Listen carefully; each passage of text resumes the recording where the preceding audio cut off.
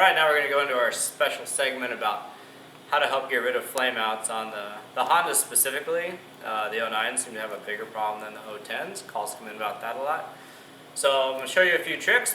Now on this, whether you have 250, 09 450, or 09 or 010 450, sorry, or even a Yamaha 450, this little choke modification will help. It'll help control somewhat erratic idle, and it will kind of help control that flaming out problem. So you should know that a flame out, people go, well, what's a flame out? Well, that's exactly what it says. That's when the spark plug goes away. It flames out, flame goes away. And it happens because things get too cold in there. Too much raw fuel, not enough air, got too cold, raw fuel doesn't burn, wetted the spark plug, flame went out. Or it's just simply too cold. My personal opinion is they probably have too cold of a spark plug in those. It's a 9. I personally think we'd be better off with an 8 and would probably solve a lot of those problems, but you can't get an 8. And another side note on that is if heat helps keep things hot and burning and helps control flame outs, if you live at a high elevation, higher than 6,000 feet, and you're just trailing around and goofing around at the 10-15 mile an hour stuff, where it seems to be a lot of the problems occur, just use hotter gas. Don't use 91 octane gas. Try 87 or 89.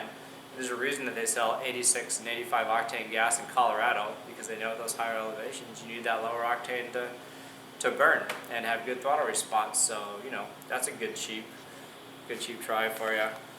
Anyhow, with this choke mod, this is the stock Honda choke knob. It's got a hole in the end of it, and if you know how the air flows through the throttle body, then you'll probably understand this. It comes in through here, got a hole there,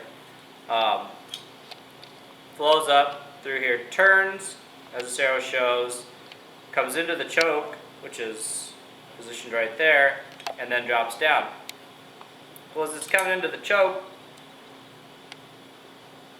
it comes straight into that hole, and then it's got to figure its way back out of that hole and work its way back down into the front of the throttle body where it can let air into your motor. So this is always creating some problems. So an easy fix for this is just to make it solid. Then, as the air hits the end of it, it just goes straight down. So I do it with the cork, little tapered cork like that, like a 1/4 inch cork. I take a little super glue, squirt it in the end of the knob, take the choke, tape it in first, of course, the cork, push it in tight, slice it off with a razor blade. Now you got a solid ended choke knob, so you can kind of get it. I don't know if that's showing up. There's a little air streams. Where'd I go? Down? Is that good? Alright.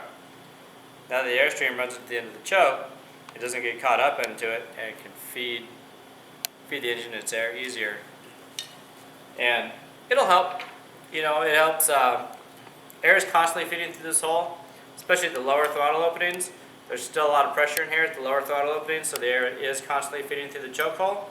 And where your biggest problems occur seem to be in the flame out area. As people say, it's around idle, low throttle openings. Well, it almost always occurs at around 5% throttle, and I'll explain to you why in a second. But at 5% throttle, that's 5% throttle. It's very little. So there's still a lot of pressure built in there. It's still feeding through this choke circuit, and that will increase your air. Lean it out a little bit at that lower 5%, and that'll definitely help. And it's free, or 20 cents. That's pretty much it with that. What I am going to show you though is what I have found as far as the programming goes. If you've got a Honda programmer, you want to try this stuff on your own, I'll show you what I've learned.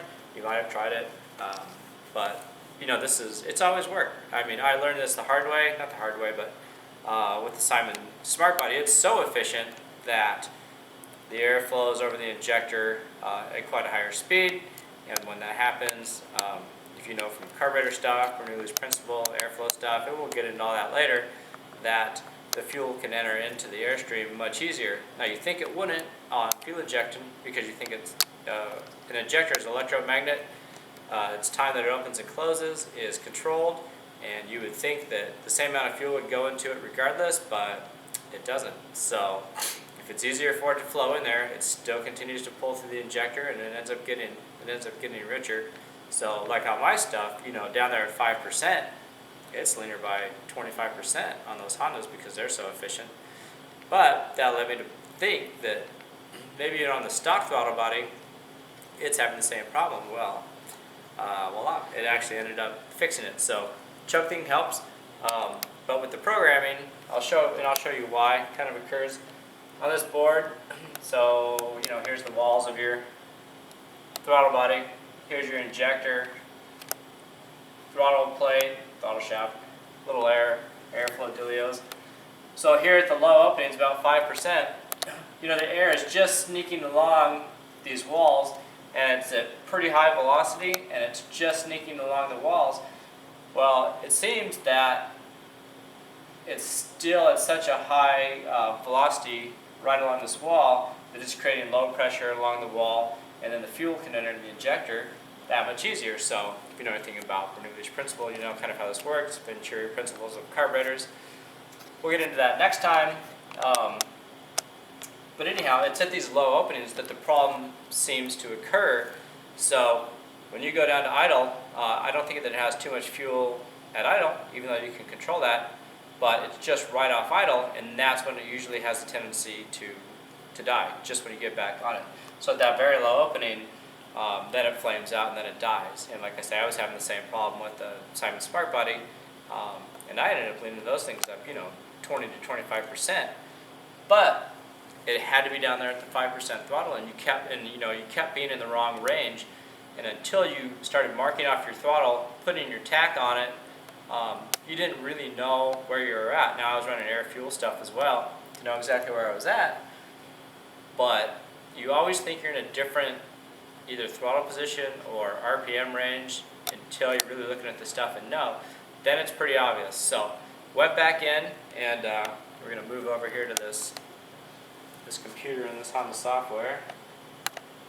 Can you see that? So down here on this Honda software, the thing's idle. Another good thing about the tack is, they idle about 1900 to 2100 RPMs. So right about 2000. 1,000 0% throttle, so 1,000 RPMs. That might be kicking it over to start. 1,400 RPMs, it's just firing up.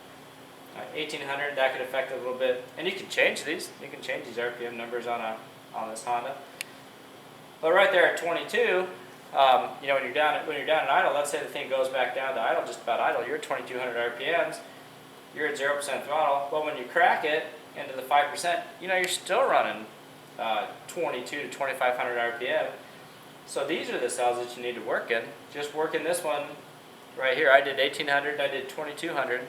I took 5% out of fuel at the 5% throttle, and 3% out at 10% throttle, and it solved all the problems. So if you said I had that problem and you sent your ECU in here, that's what I would do. So we'll do that real quick, just to show you. Scale comes up, -5. Enter.